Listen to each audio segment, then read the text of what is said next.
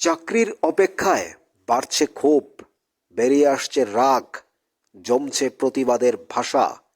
সংবাদ মাধ্যমে চাকরি প্রার্থীরা অফারের দাবিতে রাজ্য সরকারের কাছে আবেদন, তেমনি মনের রাগ, তীব্র ক্ষোভ, হতাশা ব্যক্ত করেছেন সংবাদ মাধ্যমে।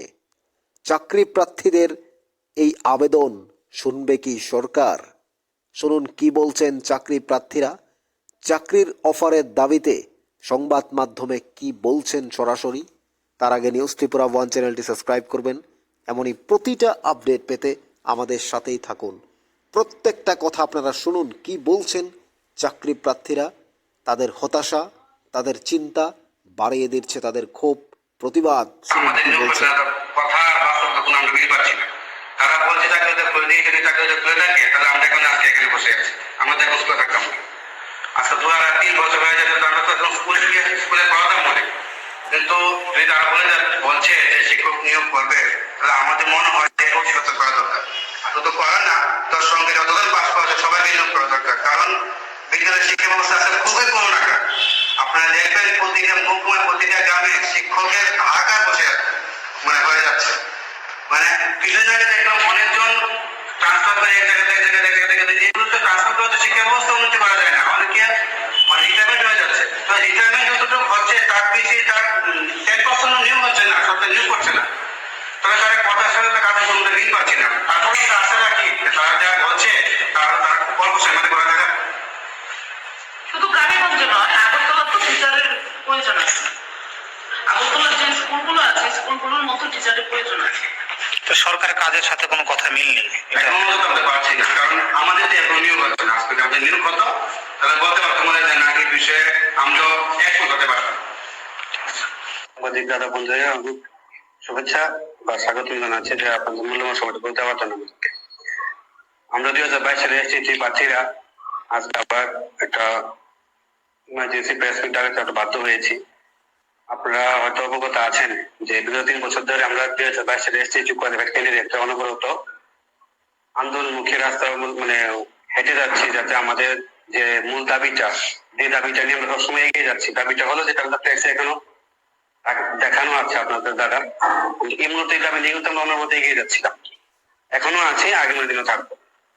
যে যাতে 2022 সালে যখন আমরা পরীক্ষা দিয়েছিলাম, তারপরে আমাদের মুখ্য যে দাবিটা ছিল সরকারের কাছে বা রিকোয়েস্ট গুলো ছিল সরকারের কাছে, যাতে যতজন কোয়ালিফাইড করেছে সবাইকে যেন শিক্ষক পদে নিয়োগ করে, সেই এসটি হোক, এসসি হোক এবং ইউআর হোক, সবাইকে যেন গভর্নমেন্ট যেন কাউকে বঞ্চিত না করে যারা কোয়ালিফাইড করেছে। আমরা পূর্বতন যে শিক্ষামন্ত্রী রতন স্যার ওনার সাথে বহুবার এই বিষয় নিয়ে কথোপকথন করেছিলাম, দেখা করেছিলাম এবং সিএম স্যারের কথা আমরা চেষ্টা করেছিলাম বিষয় তুলে ধরার জন্য, যাতে 25-70 রেজাল্ট ডিক্লেয়ার করে যতজন কোয়ালিফাইড করেছে সবাইকে শিক্ষক পদে নিয়োগ করে এসএসসি যারা নবম ও দশম শ্রেণীর শিক্ষা খাতে নিয়োজিত থাকে স্কুলগুলোর মধ্যে। আপনি হয়তো অবগত আছেন যে নবম ও দশম শ্রেণীর শিক্ষক স্বল্পতা এখন রাজ্যে কেমন আকার মাত্রা ধারণ করে আছে। গত 6 বছরে আমাদের কাছে প্রমাণ আছে যে গত 6 বছরে এই সরকার আসার পর মাত্র 625 জন নিয়োগ করেছে নবম ও দশম শ্রেণীর শিক্ষক নিয়োগের দিক দিয়ে, এসটিটি দিক দিয়ে সেটা। কিন্তু এদের ক্ষেত্রে অনেক নিয়োগ করা হয়েছে। আমরা বুঝতে পারছি না যে নবম দশম শ্রেণীর মাধ্যমিক স্তরের শিক্ষা ব্যবস্থার ক্ষেত্রে যে শিক্ষকতার করার যে যতটুকু দরকার শিক্ষক, সে পরিমাণ নিয়োগ করা হচ্ছে না। আচ্ছা, বিগত সময়ে আমরা অনেকবার এই বিষয় নিয়ে এসে বিভিন্ন মন্ত্রীদের দ্বারস্থ হয়েছি। তারা বলছে যে এটা প্রসেসিং হয়ে যাবে। অন্তিম সময়ে এসে আমরা যখন পত্রিকার মাধ্যমে দেখতে পাচ্ছি যে 700 পোস্ট একটা নিয়োগের বিষয় উঠে আসছে শিক্ষক পদে নিয়োগ করার জন্য। সেটা এখন এসটিজিটি কিনা এটা আমরা কাছে পুরোপুরি ক্লিয়ার না। আমরা দেখেছি বিগত সময়ে, আপনারা জানিয়ে রাখি যে 230টা পোস্টের উপর নোটিফিকেশন আউট হয়েছিল। এটা নোটিফিকেশন আপনারা দেখতে পারবেন। ওইখানে রিজার্ভেশন মেনটেন করা হয়নি। যখন 2022 সালে আমরা প্রথম পরীক্ষা দিয়েছিলাম সেপ্টেম্বর মাসে, তারপর যখন রিজার্ভেশন মেনটেন করা হয়নি তার জন্য একজন ক্যান্ডিডেট কেস করেছিল হাইকোর্টে। তারপর হাইকোর্ট জাজমেন্ট দিয়েছিল ওই বছর ডিসেম্বর মাসে রিজার্ভেশন ফলো করে। এটার মধ্যে রিজার্ভেশন ফলো করা হয়নি। যাক, পরবর্তী সময়ে গভর্নমেন্টে সেটার উপরে রিভিউ পিটিশন করেছিল। হাইকোর্ট, মহামান্য আদালত জাজমেন্ট আবার পুনরায় রিপিট করেছে যাতে রিজার্ভেশন না ফলো করে। তারপর দেখলাম বিগত 2 বছরে 2022 সালের পরে সরকার কোনো ট্যাট পরীক্ষা এসএসসি পরীক্ষা নেয়নি। কেন? এই আইনের জটিলতার জন্য, যেটা হয়তো ডিপার্টমেন্ট সরকার বা যে কোনো একটা ভুলবশতের কারণে এটা সৃষ্টি হয়েছে। এখন অব্দি কিন্তু ট্যাট পরীক্ষা হয়নি বিগত 2 বছরের মধ্যে। এই প্রথমত সামনে নোটিফিকেশন আউট হবে, 2 বছর পরে আমরা নতুন করে নোটিফিকেশন জারি হয়েছে ট্যাট পরীক্ষা। কিন্তু এসটিটি পরীক্ষা কিন্তু এখনো নোটিফিকেশন আউট করেনি। কি করে হবে? কারণ আমাদের সলিউশন এখন হচ্ছে না। যারা আমরা 2022 সালে এসটিটি সেপ্টেম্বরে পাস করে বসে আছি। তো এখন মূলত আমরা অনবরত আপনার যে ফাইন্যান্স মিনিস্টার স্যার, আদার যে মন্ত্রী আমরা সেই রেসপেক্টেড মিনিস্টার তাদের কাছে আমরা গিয়েছি ভালো করে এই বিষয়টা জানার জন্য যে এই শিক্ষক নিয়োগ প্রক্রিয়া কেন ঝুলে আছে, তারা কেন নিয়োগ প্রক্রিয়া সম্পন্ন করছে না। আমরা আপনার থেকে বেশি সময় নেব না, সংক্ষিপ্ত আকারে আপনাকে বলছি জিনিসটা। সরকার দরজা খুলে দিয়েছে। দেখুন, সরকারের যে বলছে দরজা খুলে দিয়েছে, সেগুলো তো আমাদের নিয়োগ করছে না। কথা আর বাস্তবতা কোনো আমরা মিল পাচ্ছি না। তারা বলছে চাকরি খুলে দিয়েছে, যদি চাকরি খুলে থাকে তাহলে আমরা এখন আজকে এখানে বসে আছি। আমরা তো এখন স্কুলে থাকতাম মনে, আজকে 2 আর 3 বছর হয়ে যাচ্ছে, তো আমরা তো স্কুলে গিয়ে স্কুলে পড়াতাম বলে। কিন্তু যদি তারা বলছে যে শিক্ষক নিয়োগ করবে, তাহলে আমাদের মনে হয় যে অতি সত্তর করা দরকার। শুধু করা না, তোর সঙ্গে যতজন পাস করেছে সবাইকে নিয়োগ করা দরকার। কারণ বিদ্যালয়ের শিক্ষা ব্যবস্থা আজকে খুবই করুণাকার।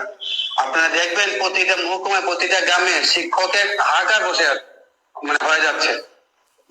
কিছুদিন আগে দেখলাম অনেকজন ট্রান্সফার করে এক জায়গা থেকে এগুলো তো ট্রান্সফার করে শিক্ষা ব্যবস্থা উন্নতি করা যায় না। অনেকে রিটায়ারমেন্ট হয়ে যাচ্ছে। তো রিটায়ারমেন্ট যতটুকু হচ্ছে তার বেশি তার 10% নিয়োগ হচ্ছে না, সরকার নিয়োগ করছে না। তবে তারা কথার সাথে কাজে উন্নতি পাচ্ছি না। তারপরে আমরা আশা রাখি যে তারা যা বলছে তারা খুব অল্প সময়ের মধ্যে করে দেখা নিয়োগ করে, এবং সেটার জন্য এসটির জন্য হয়। আমরা যখন কোয়ালিফাইড করেছি, আমরা আপনার রেজাল্ট কিন্তু এখনো প্রকাশ করেনি টিআইবিটির মাধ্যমে। আমরা পরীক্ষা দেওয়ার পর তারা একটা উত্তরপত্র প্রকাশ করেছে, যার দ্বারা আমরা বলতে পারি যে আমরা পাস করেছি। কারণ আনসার কি, যেটা ফাইনাল আনসার কি, যাটার মধ্যে লেখা থাকে যে U R 75 pass mark, ST 68 pass mark. আজকে যদি এটা বলা হয় যে 700 পোস্ট দেওয়া হবে, 700 অ্যাপ্লিকেন্ট আছে আমাদের, তাহলে আমি অ্যাপ্লিকেন্ট ধরতে পারি যে তারা উপযুক্ত। তাহলে এখন যখন আমরা অনবরত 2 বছর ধরে রিকোয়েস্ট করে যাচ্ছি, বিশেষ করে এখন তো দপ্তরের মুখ্যমন্ত্রী স্যার নিজে, ওনার কাছে বড় আমরা রিকোয়েস্ট করে যাচ্ছি যাতে যারা এই 75 ইউআর এবং এসসি এসটি 68 ক্রস করেছে সবাইকে যেন নিয়োগ করা হয়। কারণ গত 6 বছরে নবম দর্শনী এসটি টিচার একদম কম মাত্রায় নিয়োগ করেছে, 625 জন, এবং সেটা যেটা যে খালিটা সেটা পূর্ণ করতে গেলে অনেকটা টিচার নিয়োগ করা খুবই দরকার।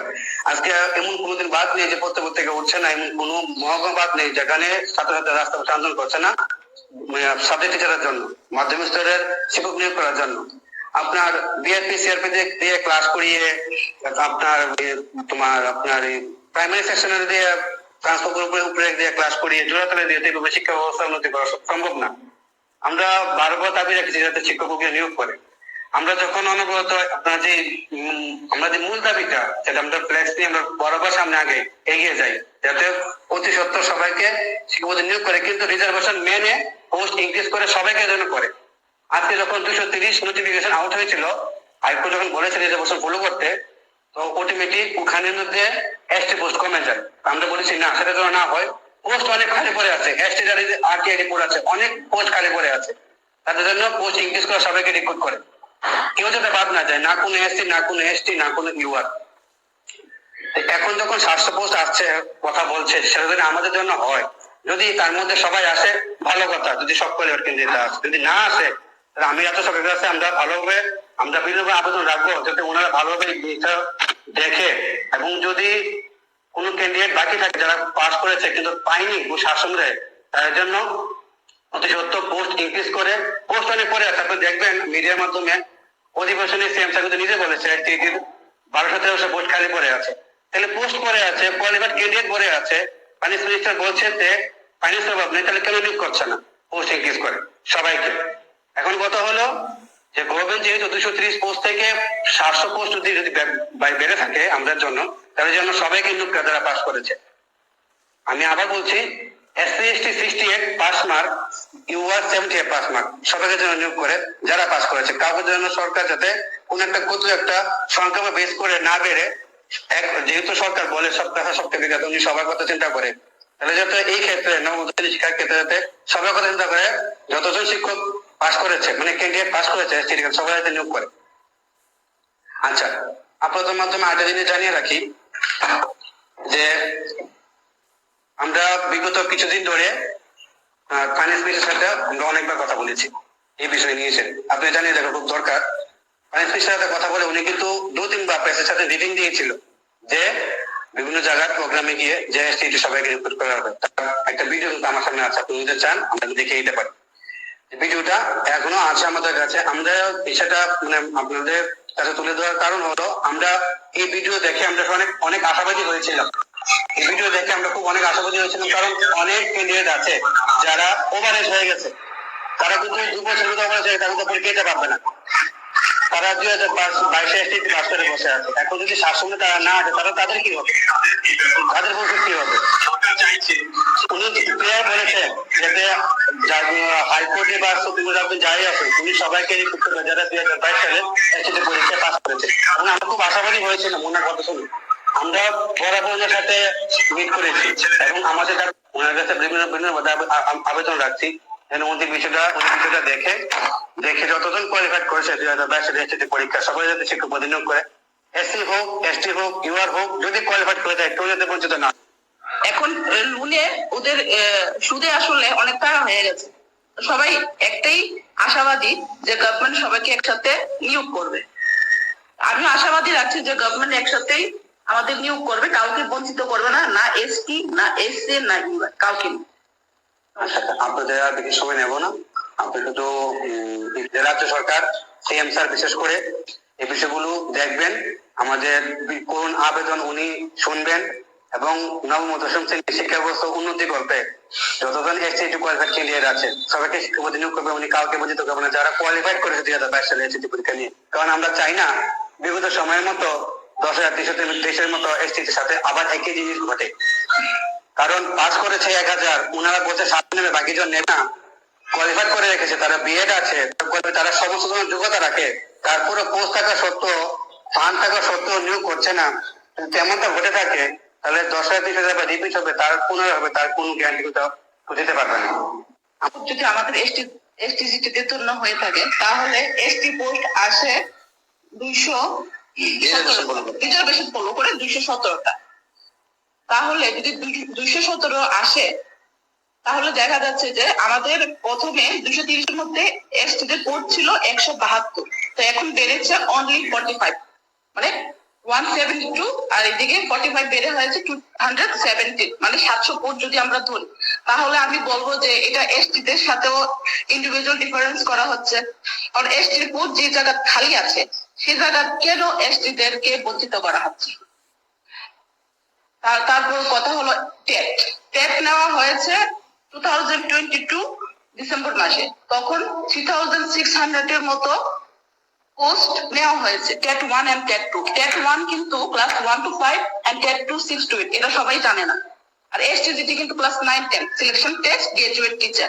বাট আমরা দেখছি কি তখন 2022-তে যখন নেওয়া হয়েছিল 3600-এর মতো টেট টিচার, তখন এসটি ক্যান্ডিডেট ছিল অনলি 200।